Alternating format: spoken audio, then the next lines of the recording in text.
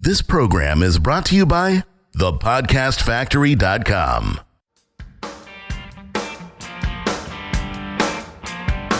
Hi, my name is Igor Kheifets, and this is the List Building Lifestyle, the only podcast which delivers cutting-edge conversion strategies from the online trenches straight to your earbuds.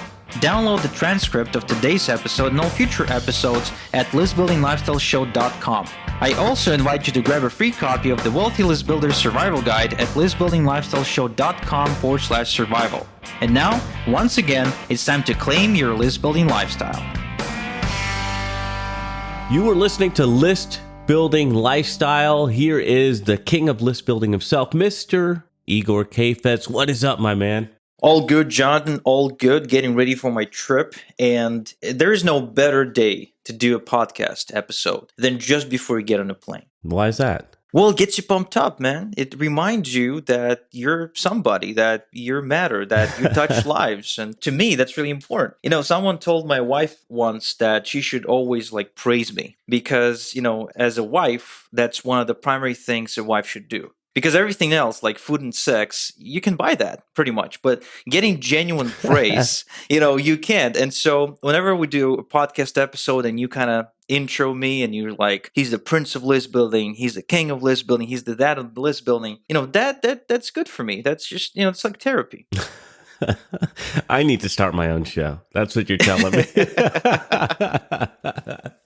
So what do you have in store for us today? Well, I wanted to discuss a topic which is long overdue, and it's a question I get a lot, and that is how to bring back a dead list. Basically, the question I get from customers and listeners is, Igor, I've built this list with different traffic source, or I built it with free traffic, so whatever. This list ain't producing. 2,700 people not opening an email, or 1,000 people opening emails but not clicking, or 10,000 people that I purchased off of a lead broker that I never mailed in my life, and I purchased them last year. Can I do something with that list? So essentially, all questions, no matter how they're positioned, all come down to this one truth, and that is, I got a list of prospects which I haven't contacted recently, and I am not sure what to email them with. And, my question is, can I email them in the first place? And if so, what do I send? And so my answer is twofold. The first part of my answer is quite simply drop that list and move on. That would probably be the most productive advice I can give you, okay? Ouch. Yeah, it hurts. And it's something I learned after I started learning copywriting. And, I submitted a bunch of work to my mentor, Ross Bowring. And when I submitted my work, he'd always tell me to go fix it, but not fix it in the form of rewriting it, but fix it in the form of writing it from scratch. So he would completely trash my work and say, write from scratch. And at some point, I got so upset with him and for doing that all the time. I said, Ross, why? Why can't I just rewrite this? And he says, it's easier to write from scratch than it is to fix a bad piece of copy. So my advice to list builders is exactly the same. It is easier to build a brand new quality list that's responsive than it ever will be to bring back a dead list and make it respond again. Now, so that's the first part of my answer, which I realize is not the most optimistic one. However, there is, in case you're stubborn, let's just say, you're stubborn and you really want to use that dead list for something. Maybe it's the greedy bastard in you that says, but I spent all this time and I spent all this money. I want this list to work. I can't just let it go. It's kind of like, what this reminds me is people who hold on to a bad marriage. They keep on suffering together because they invested lots and lots of time and effort into their marriage, and they won't let go, even if it sucks. And even if they try to fix it and it doesn't work, simply because, they put in a lot of effort into it. So if you insist on acting that way, which I don't recommend, the best thing you could do is to try what's called the resurrection sequence. Now, the resurrection sequence means you have to email your list for about 10 days with infotainment, but without a pitch. And in each and every single email, you have to build up that in some time from now, hopefully again in 10 days, so every email will be like a countdown email, you will send them something awesome, whether a link to a brand new product that you're producing that's not available in the market right now that fixes their biggest problem, or maybe some sort of a webinar that you want to do for them, whatever that may be, that has to be exciting for them.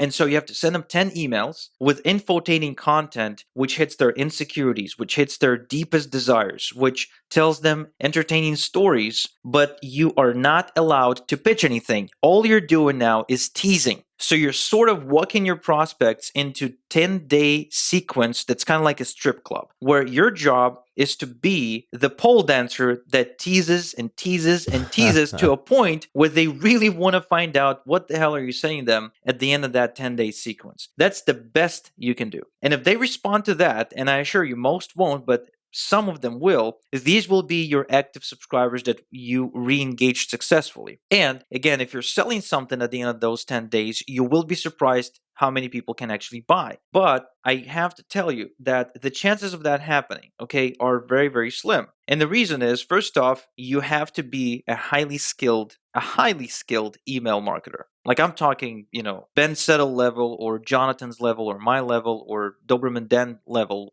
that kind of skill set. You can't do it if you're just getting into email marketing. It simply won't work. Second, you have to know your market inside and out. One of the best things you can do in general, of course, is to know your market, know thy audience, right? You have to know them better than they know themselves. You have to know their deepest secrets, their deepest desires, their deepest needs, their deepest insecurities. So you have to go way below the surface, way behind the curtain, if you will, in order to engage them, because the things that get attention are those deep things.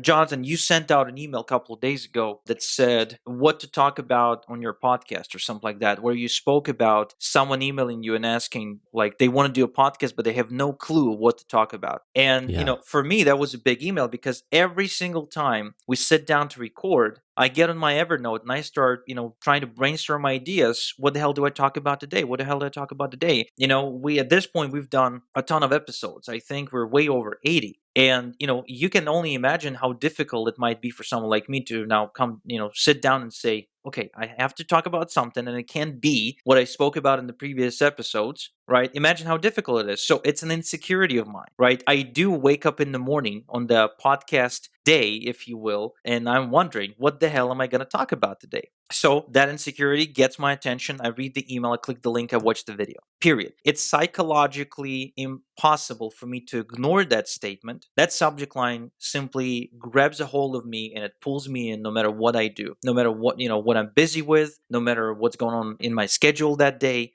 It really doesn't matter. The psychological need to fulfill this desire to forever solve the mystery of what the hell do I talk about will drive me to checking out that email and clicking on that link. So your job in that resurrection sequence is to go ahead and know thy market so well that you can write an infotaining email hitting those frustrations, hitting those insecurities, delivering those most desired benefits. And that's the only chance you really got to re-engage the list. Again, only a portion of that dead list, because I assure you, if you haven't mailed them for a while, a lot of them won't know who you are. And that's the biggest thing, right? I mean, the people that I don't know who hit my inbox, I don't even read their emails. I just check the little box next to their name and I hit delete or mark as spam because I don't know who they are. Unless the subject line, of course, is so enticing, right? That hits my nerve. So they don't know who you are. You're probably not going to inbox because you haven't mailed them ever, because, it's just going to be out of the blue like that. And you have to stay relevant. So if they've been on your list for a year, they might not be interested in whatever it is that you're selling at the time. So if they had a hemorrhoids issue a year ago, they might have fixed that. Or they might have said, okay, well, I'm going to live with my hemorrhoids for the rest of my life. And they're not interested in fixing that anymore. Whatever the case may be, it might not be relevant. So get ready for the vast majority of that list to remain dead even after the sequence. So a couple things here, Igor. First of all, you should rename that to the pole dancer sequence.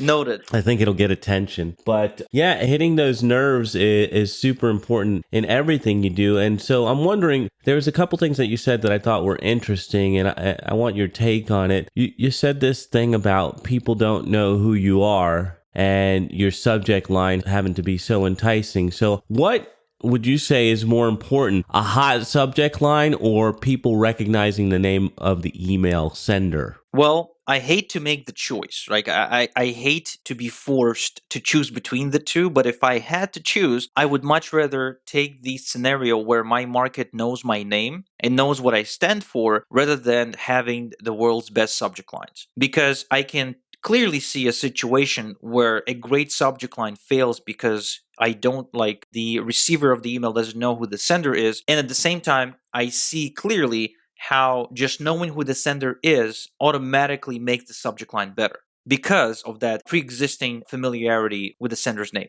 Yeah, cool. So is there really a chance though? Because after you've been forgotten, is there really a chance that you can resurrect people? Have you successfully done this in the past? Well, believe it or not, I have. There were a couple of times in my life when I neglected my list. And the first time, I think I told the story of how I built my list through blogging on GetResponse. I built a list of about 1,000 people. I started mailing that list after about 8 months of blogging and not mailing it, right? And I had like 10 people open and 3 people click the link and, 30 people unsubscribe or something like that. So, ridiculous numbers that I don't really remember. But the response was, it didn't exist. So that list I dropped and started building again on Aweber. Now, there was another time when I built a buyer's list, okay, and I neglected it completely, which was when I started my traffic business. I collected automatically through an email parser, I was collecting my buyers, but I wasn't mailing them at all. Because at the time, even though I was familiar with email marketing, I wasn't a smart email marketer. I was a newbie email marketer. So I made the same mistakes that everybody else. And at some point, I realized, wait a minute, I have this buyer list. Why am I not mailing that? And so I started mailing that buyer list every other day because, again, I was timid. I was scared. I wasn't sure what I was doing. So I mailed it once, I mailed twice, I mailed 3 times, and I didn't dare to send them a link. Right, I didn't dare to tell them, go buy something. Even though they were buyers, right? Even though they told me, hey, Igor, we buy stuff. We are totally cool with that. So I mailed them like that for about 7 or 10 emails. And I started noticing that the open rates were fluctuating. So one email would get very low open rate. The other one email would get a decent one. Then I would get a great one. Then I would get a low again. So I realized it was actually getting to a point where this list is just like any other list that I've had. So at some point, I worked up the courage to send them an offer for traffic. And I did. And it worked. And ever since, I started to aggressively email. And that was the first time when I used the resurrection sequence. The other time, I wrote a resurrection sequence. Actually, let's call it the pole dancer sequence. I love it much better. I wrote a pole dancer sequence for a client in the Make Money Online space. He had a list of, I think it was 400 something buyers of a software that's designed to write articles. And the sequence was only 4 emails long and it had an offer in it. So it broke many of the rules that I mentioned today. And that's how I know that you shouldn't pitch. Because all in all, from those 400 buyers, we made, I think, 2 sales. We got some response, but it was really, pathetic. And that's where I first learned that, hey, when you're resurrecting a list, don't pitch them. It's too early. If you start a relationship with a pitch, that's perfectly fine. But if you need to bring it back, from the dead, then you have to wait a little bit and you have to infotain them more so than you pitch. But even with all that, you're saying it is better to just start from scratch, even if it is a buyer's list?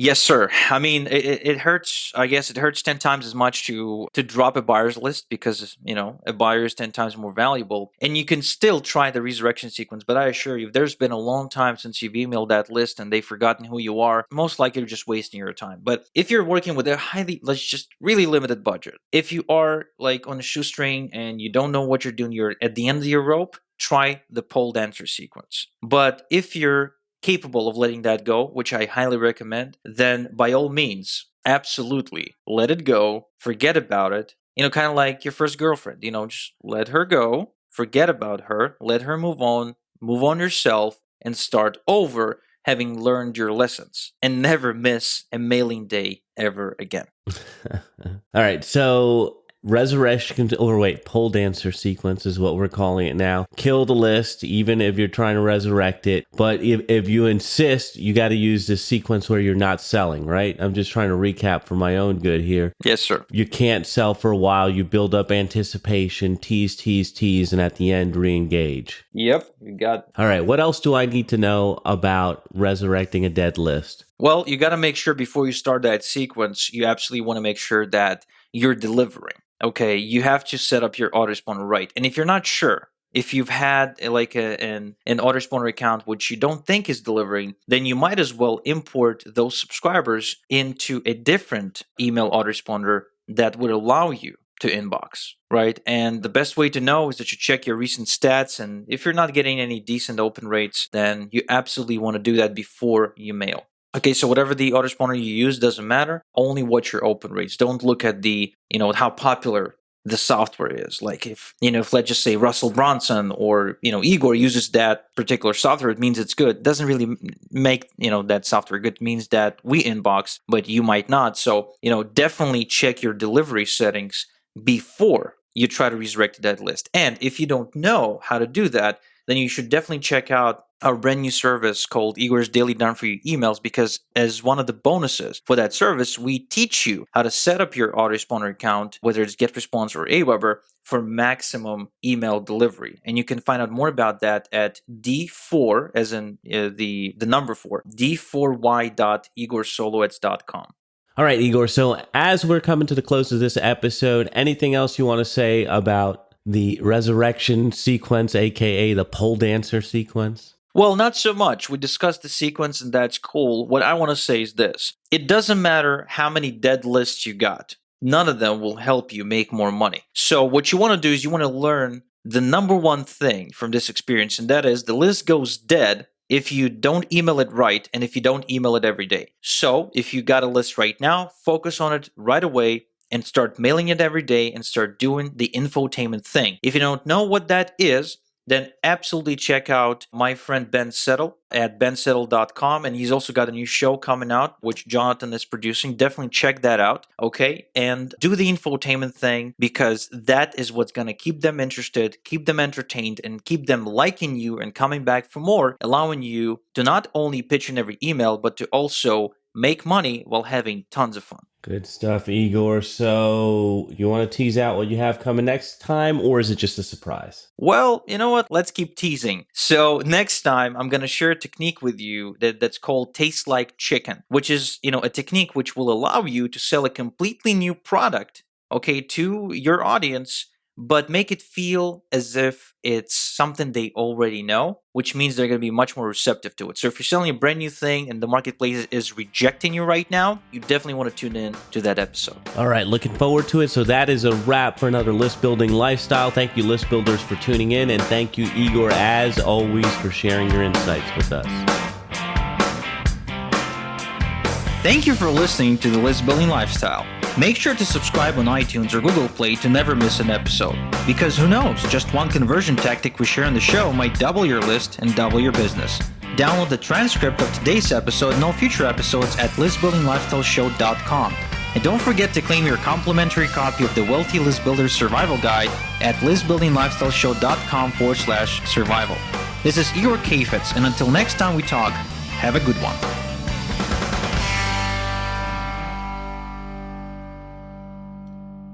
This is the podcastfactory.com.